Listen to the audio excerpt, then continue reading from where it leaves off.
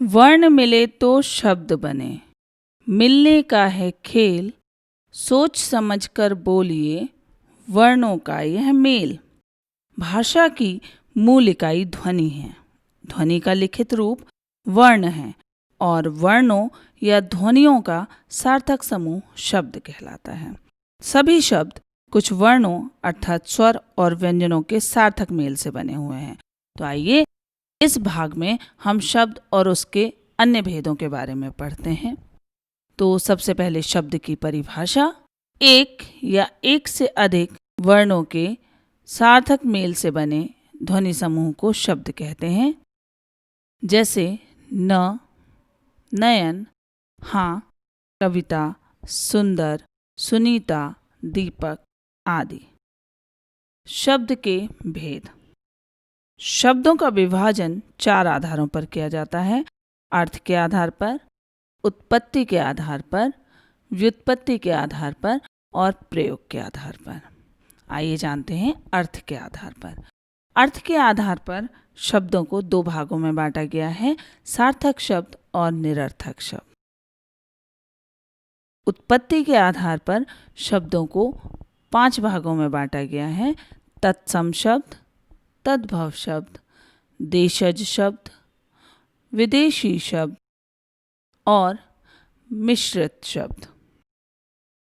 अर्थ के आधार पर और उत्पत्ति के आधार पर जो शब्दों का विभाजन किया गया है, उन शब्दों के बारे में हम हमारे पहले वीडियो में पढ़ चुके हैं, इसलिए अभी हम अन्य जो प्रकार हैं इसके हम उनको पढ़ेंगे।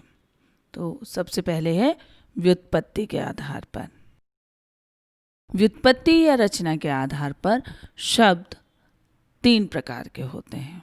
पहला रूढ़ शब्द, दूसरा यौगिक शब्द, तीसरा योग रूढ़ शब्द।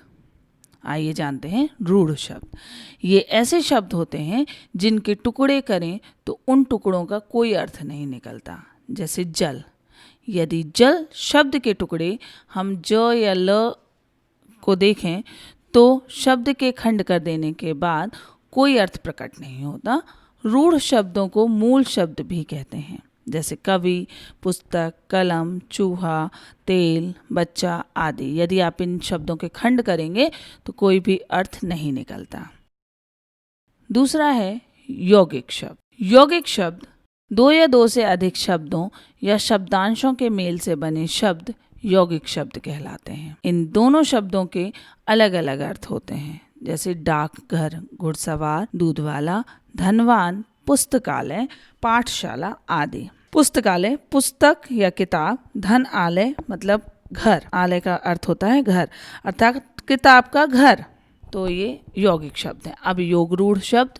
यौगिक शब्द जब अपने सामान्य अर्थ को छोड़कर विशेष अर्थ बताने लगे तब वो योग रूढ़ शब्द कहलाते हैं। जैसे लंबोदर, गिरिधर, पंकज, बिगबाजार, चिड़ियाघर, महाराष्ट्र सभी शब्द योग रूढ़ शब्द हैं।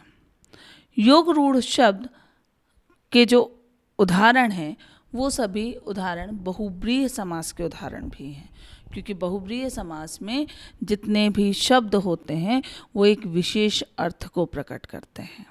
इसलिए बहुब्रीहि समास के उदाहरण इन शब्दों के अंतर्गत आते हैं। और बहुब्रीहि समास के बारे में हम हमारे समास के वीडियो में पढ़ेंगे, तो हमारे साथ बने रहिए।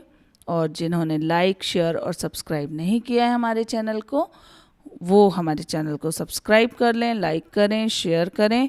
और अभी हमारा एक पार्ट और रह गया है इसका, जो कि 3rd पार्ट होगा, जिसमें हम प्रयोग के आधार पर शब्द कितने प्रकार के होते हैं हम उन्हें बताएंगे।